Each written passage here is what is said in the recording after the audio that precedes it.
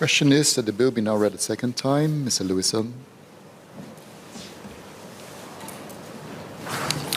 So this bill will align provisions for business trusts with the Companies Act and strengthen governance for business trusts. Business trusts are a common structure for tapping on capital on the SGX.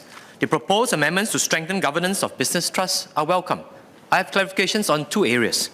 Let me start by thanking MAS for conducting a public consultation before bringing this bill to Parliament.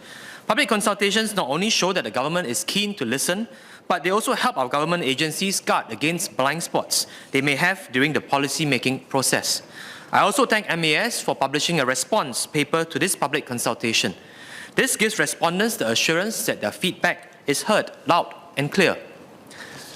My first set of clarifications has to do with loans to directors for defending against proceedings. First, can Minister clarify why loans to directors for defending against regulatory action are treated differently from loans for defending civil or criminal proceedings? Conditions outlined in the new Section 27B of the Business Trust Act and in Section 163A of the Companies Act appear to apply when the loans are for defending civil or criminal proceedings, but not when the loans are for defending against regulatory action. The reasons for this distinction is unclear. Second, can Minister clarify whether loans for defending criminal or civil proceedings need to be repaid if charges are withdrawn and the director is issued a stern warning or for discharge not amounting to acquittal? The bill makes clear that repayment must be made in certain other situations, such as when the director is convicted in the proceedings, but it does not state as much for these situations.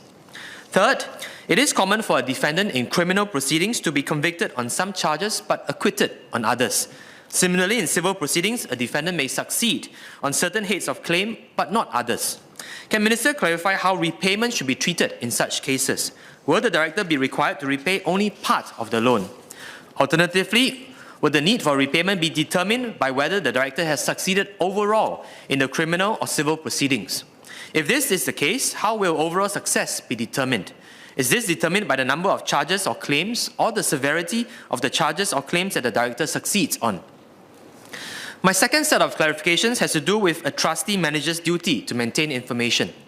The new Section 52K requires the trustee manager of a business trust to take reasonable steps to identify registrable controllers of a business trust. The scope of such duty is potentially very large. Can Minister provide illustrations to guide these trustee managers on what would constitute reasonable steps in the discharge of their duties?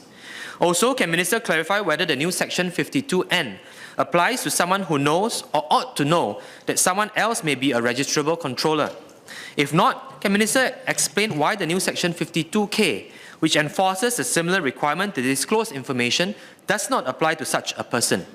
It would be helpful to understand why the two sections, similar in their scope, do not apply the burden to the same group of people. So notwithstanding these clarifications, I stand in support of the bill.